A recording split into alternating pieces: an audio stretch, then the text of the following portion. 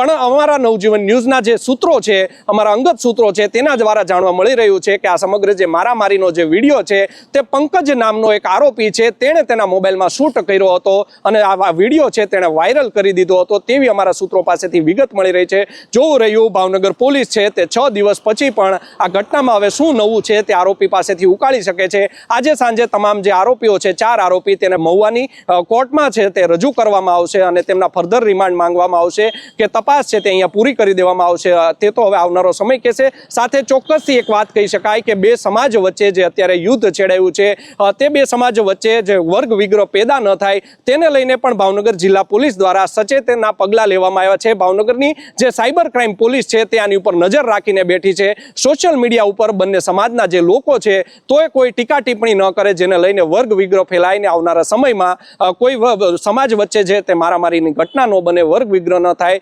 દુશ્મનાવટ ઊભી ન થાય, જેને લઈને ભાવનગર પોલીસ પણ સચેત બની છે અને સાયબર ક્રાઇમ પોલીસ છે તે સોશિયલ મીડિયાના જે એકાઉન્ટો છે તેની ઉપર નજર રાખીને બેઠી રહી છે। માટે તમે છે તે કોઈ પણ ટિપ્પણી કરતા પહેલા પણ એકવાર જરૂરથી વિચારી લેજો, નહીંતર આજે ટિપ્પણી કરવાનો જે રસ્તો છે તે તમને ભાવનગરની જિલ્લા જેલ સુધી લઈ જાય તો પણ નવાય નહીં।